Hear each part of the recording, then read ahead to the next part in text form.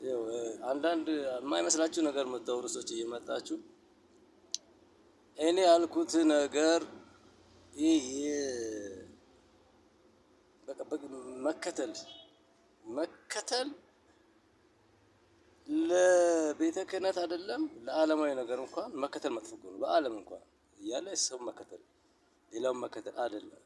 በቤተ መቅደስ ደግሞ ሲሆን ተከታይ ስትሆኑ መከተል ያለባችሁ ክርስቶስን ነው፣ ጻድቃን ሰማዕታትን ነው። አይደለም እንዴ? እነሱን የሐዋርያቱን መንገድ የጻድቃን ሰማዕታትን መንገድ ነው እንጂ ማንም እየተነሳ የጥላ የፖለቲካ መስመር ይዞ ቤተ መቅደስ ላይ መናገር የለበትም ነው እያልኩ ያለሁት። የቲክቶክ እንትን ሆኗል ራሱ ቤተ መቅደሷ የቲክቶከሮች መናሪያ ሆናለች። አሁን ደግሞ ማለት ነው እንደዚህ አይነት ሀሳብ ነው። አሁን አወራ ሰበኩ አሁን ደግሞ ሲሰብክ ከርሞ የጥላቻ ንግግሩ ሲዘራ ከርሞ ሙስሊሞች የዛቱብኝ ነው፣ ክንድና ክንዳቸውን አቆላልፎ የነጻ መልእክት እያሳዩ እንገድልሃለን እያሉ ነው፣ ሌላም የግድያ ዛቻ እየደረሰብኝ ነው እያለ አሁንም አውደ ምሕረት ላይ ይህንን ያወራል።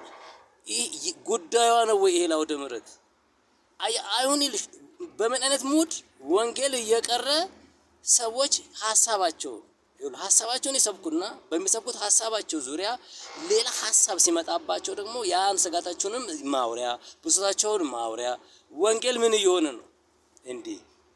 የቲክቶክ መስመር ለብቻ የምን መስመር ለብቻ ሲጀመር ቲክቶክ ላይ ኦርቶዶክስ የተባለ ኦርቶዶክስ ቲክቶክ ላይ ወጣ እኮ ስሟን ስታሸራሽር እኮ ነው። እኔ መጀመሪያ ራሱ የደበረኝ ኦርቶዶክስ እናንተ የምትሉትን ያህል እንግዲህ ትልቅ ከሆነ ቲክቶክ ላይ ምን ያደርጋል? ኦርቶዶክስ ራሱ ምንድነው ቲክቶክ ላይ ኦርቶዶክስ ሲጀመር ማለት ነው። ይሁን በቃ ለምንድነው የተጠቀመች ያለችው ቲክቶክን እንዴ?